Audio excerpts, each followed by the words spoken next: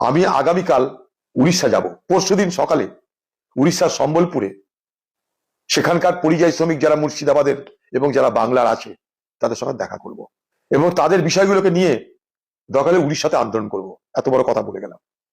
উড়িষ্যায় বাঙালি এবং বাংলার পরিযায়ী শ্রমিকদের উপর নির্যাতন বন্ধ করতেই হবে। তাই 4 তারিখে সকাল 10টায় সোনাপল্লী সম্বলপুর সেখানে মুর্শিদাবাদের এবং বাংলার যে সমস্ত পরিযায়ী শ্রমিক আছে তাদেরকে আসতে বলেছি। এক জায়গায় জড়ো হবে তারা, সেখানটায় আমিও যাব। সেখানে কংগ্রেসের সম্বলপুর জেলার সভাপতি তিনিও যাবেন।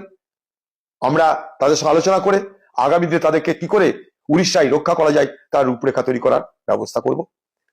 উড়িষ্যাতেই আগামী দিনে আরো বড় আন্দোলন করবার চেষ্টা করব। বাংলায় যারা যারা কংগ্রেসের নেতা ওয়ার্কার আছে, যদি সম্ভব হয় তারাও যেন সম্বলপুরে চলে আসে।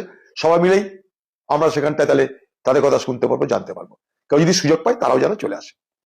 এখানে 60 থেকে 80 লক্ষ মানুষ বাংলায় করে খাচ্ছে। উড়িষ্যা, বিহার, ঝাড়খণ্ড, গুজরাট, আর এখানকার 30 লাখ থেকে 40 লাখ বাংলার, তার ভিতরে যদি 40 লাখ হয় 10 লাখ অমুসলিম হবে আর 30 লাখ মুসলিম হবে।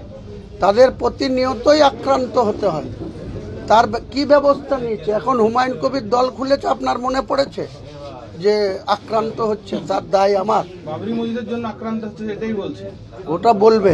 তাদের বলবো বাবরি মসজিদ কমপ্লিট হলে, হসপিটাল 500 বেডের কমপ্লিট হলে, 500টা রুমের একটা বড় হোটেল কাম মুসাফিরখানা কমপ্লিট হলে এই লোকরা চলে আসবে, এখানে করে খাবে। দেখেন, শুধু শুরু হয়নি এখনো, কত লোক ওখানে কাজ করছে। তাদেরকে বলবো নিজের জমিতে চলে আসুন, নিজের বাংলার মাটিতে চলে আসুন। তারপরে তারা চলে আসলে আমি ভোটের পরে বাংলার বাইরের মানুষ এখানে কি করে নিরাপদে থাকে সেটা দেখব।